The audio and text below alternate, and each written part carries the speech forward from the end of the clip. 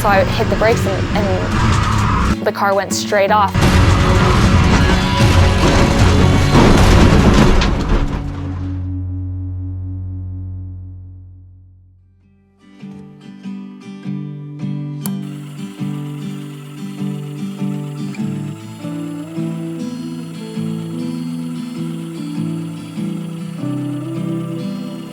I was a mountain kid, you know, so I'd spend my time running through the mountains, doing crazy stuff on skis and on bikes, and we were always told to respect Mother Nature and respect the mountains and respect where we are. And so it really helped shape me into who I am today.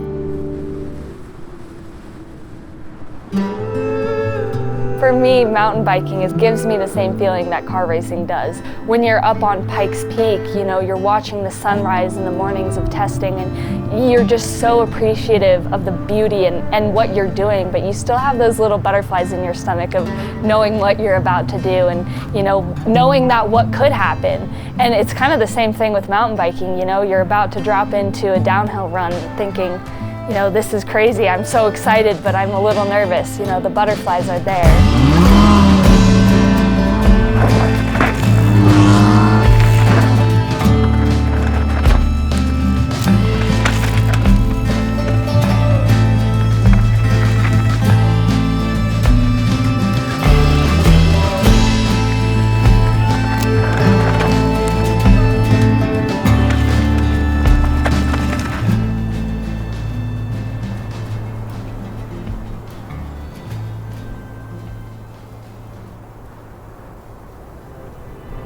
Here we are on top of Pikes Peak, 14,110 feet high, where Zebulon Pike, the man that this mountain was named after, said, "That mountain will never be ascended by mortal man."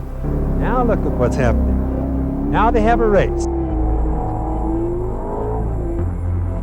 Looking back at my family's history is just so inspiring and so cool, and to see all the successes that they've had on the mountain is just, it's almost surreal. It's like I can't even believe I'm part of a family that has this many incredible people, and to see them all running together. You know, there's pictures of my Uncle Al and my Uncle Bobby up there at the top, at the finish line together. To see all that is just so special, and to think that I can come back almost 100 years later and to do it myself is just, it doesn't feel real. And we came along and decided that Pikes Peak was our thing. I used to go to bed at night and I used to just dream when I was 10 years old of winning Pikes Peak, of becoming the so-called king of the hill. And I pursued that more than any other thing in my life, a lot more than I ever thought about going to Indianapolis or driving any type cars or anything like that. And I was just possessed with it. In fact, when I was very young, I told my uncle that there's going to be a new king on the mountain someday.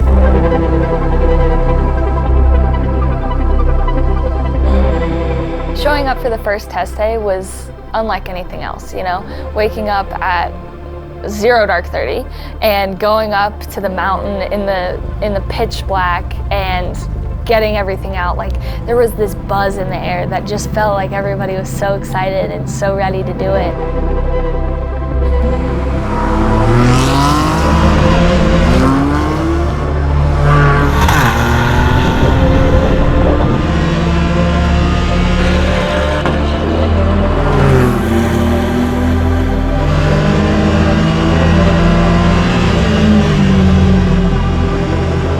After I took my first run, it was kind of surreal because I was like, I feel like I'm meant to be here, which was a really cool feeling, and really felt like I was supposed to be on the mountain. And everything was gold and lit up and beautiful, and I had tears in my eyes because I was like, I can't believe I'm here. I can't believe I'm following in my family's footsteps. They used to see the same view I'm seeing right now. It was just unlike anything in my entire life, and I came down and I was like, that was the coolest thing I've ever done.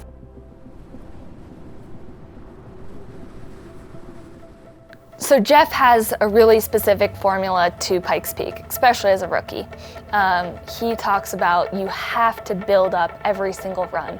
It really took the pressure off of me of just like, okay, I need to go up there and I need to, every single run, I need to find just a little bit of where I can get faster. I need to push myself just a little bit more and do it in a very methodical way so that way nothing happens and you feel confident within yourself and within the car and within the mountain. Going into the Cog Cut corner, I was like, okay, every single run before you've been braking too early, you need to push your brakes on a little bit. So going into the corner, what you're supposed to do is you're supposed to go down the left side because the road is really bumpy on the right side and move all the way over right just before you start braking.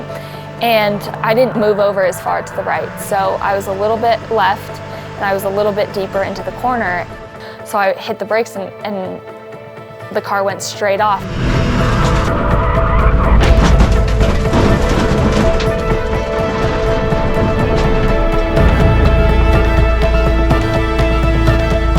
Thank God I hit a big boulder, because if I didn't, I think I would have gone over the railroad tracks, and over the railroad tracks is a steep cliff.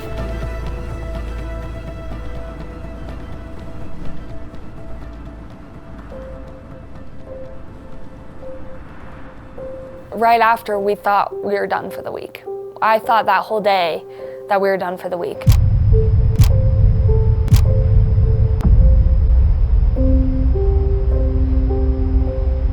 The amount of support that people showed after that had happened, I never expected in my wildest dreams. We brought it to Euro Collision Repair, which is affiliated with Porsche Colorado Springs. Immediately the guys looked at it and said, get us the parts and we're gonna get it done. And they just started hammering it out and did all of the work. And they spent the entire night getting this car back together, and it was absolutely heroic.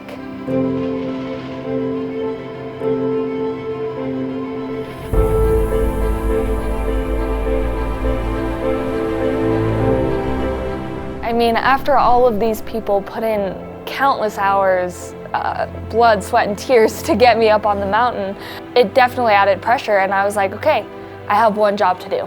I need to get up the mountain. I need to take the checkered flag. My relationship with my dad is really special. We can be not only best friends, but he's just taught me so much of what it is to be a hard worker and what it is to be a good human being. So I couldn't be more grateful. I would not be the person I am today without him.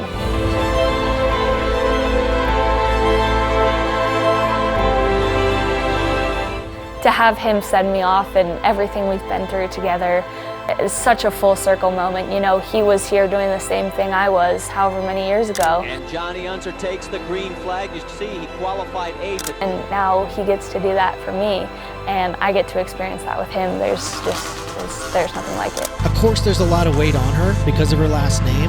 Let's go, Unser. Another Unser climbs the mountain for her first time.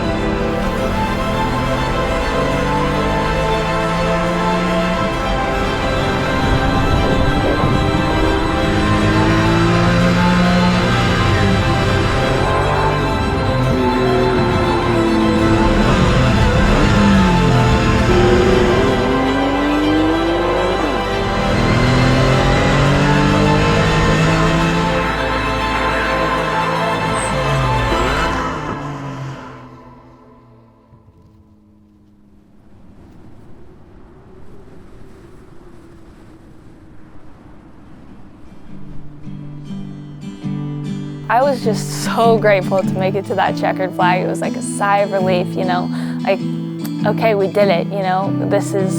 Our goals had to kind of shift and change a little bit throughout the week, but you know, while the crash is still always gonna suck, in a way, it made it all the more special. It showed me and showed everybody the importance of perseverance, and part of the reason I race is to inspire others. when I was signing autographs this week, you know, I'd see a young kid, doesn't matter if it was a boy or girl, and, you know, I'd write dream big because somebody did that for me when I was young.